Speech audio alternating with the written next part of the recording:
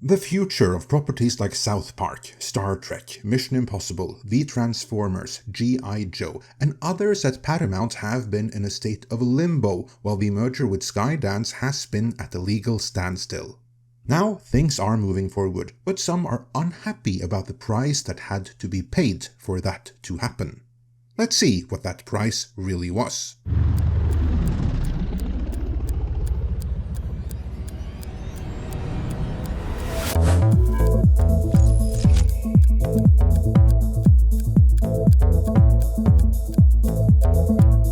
During last year's election cycle, CBS News and 60 Minutes came under sharp scrutiny for having aired a heavily edited segment with then presidential nominee Kamala Harris, in which she had been edited to appear more coherent than she actually was in the unedited segment. For this, Team Trump decided to sue CBS, arguing election interference.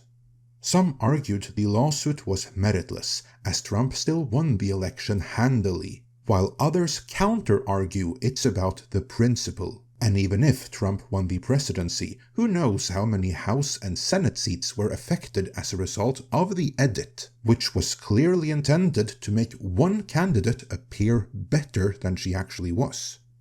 Normally, this would just have been one of many lawsuits to occupy the courts at any given time. But what made this one urgent is that Paramount was in the process of being acquired by Skydance when this went down, and the accusation has been that this one thing held Department of Justice approval back. That's Trump's Department of Justice, mind you, and now Paramount has settled this lawsuit just to be done with it, agreeing to pay up $16 million, without offering any kind of apology or admission of guilt. Meaning the matter is now resolved and the acquisition can now move forward.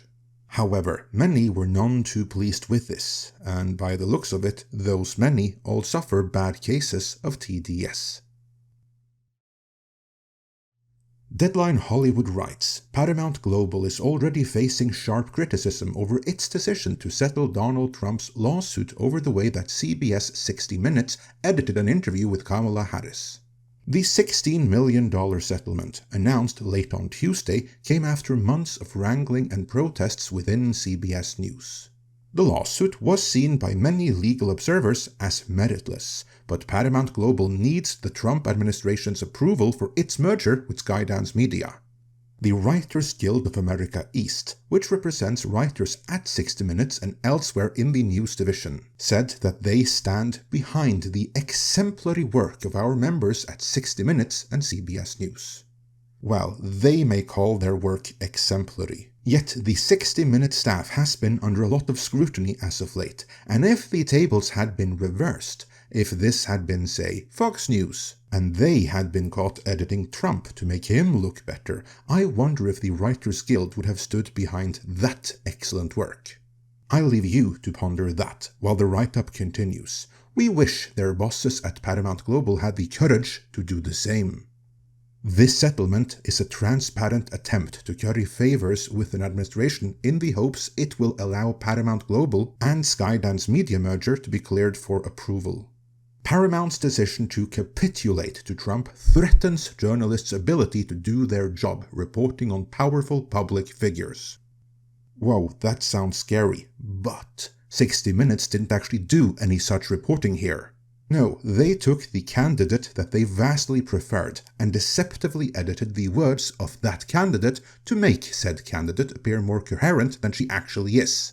That is hardly doing their job reporting on powerful public figures. There are many more such reactions listed in this article. One reads, Jamil Jaffer, Executive Director of the Knight First Amendment Institute at Columbia University, said in a statement that Paramount's legal exposure in the frivolous lawsuit was negligible, saying Paramount should have fought this extortionate lawsuit in court, and it would have prevailed.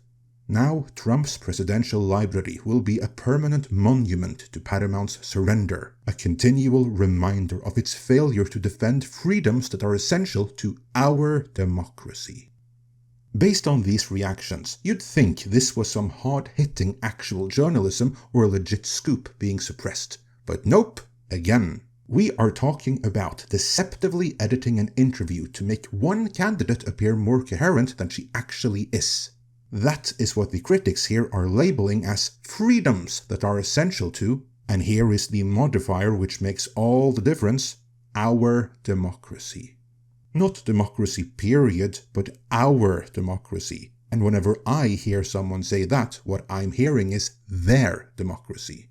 The difference between the two is similar to the difference between actual science and the science. Anyway, that aside, the criticism here then consists of very big words and important principles. But I would question if they even apply in this situation. So luckily, Paramount defended themselves, with co-CEO George Cheeks telling an inquiring shareholder, yes, the company has agreed in principle to settle the lawsuit, and as reported, it does not include an apology. Now, as to the why. Look, companies often settle litigation to avoid the high and somewhat unpredictable cost of legal defense, the risk of an adverse judgment that could result in significant financial as well as reputational damage, and the disruption to business operations that prolonged legal battles can cause, he added.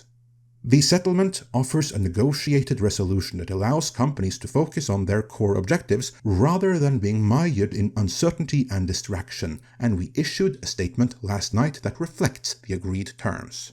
And that is pretty much exactly right. The lawsuit was harming business, Paramount and all of its subsidiaries. And it would be one thing if this was a battle worth fighting.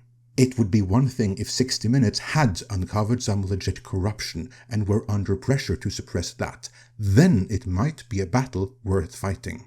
This, however, boils down to a highly partisan newsroom deceptively editing an interview in order to make their preferred candidate appear more coherent than she actually was. And no matter what the critics are now saying, there is no guarantee that a full-on trial would have gone Paramount's way. Hence, for the corporate managers that have $1 billion deal on the line, that is simply not a hill worth dying on. You'll note that those critical of the decision all use big words like democracy and general principles like the freedom of the press. Because when it comes to the specifics of this one particular case, what 60 Minutes did is indefensible. That's why no one is defending it specifically, and instead resort to much larger principles that frankly aren't applicable in this situation anyway.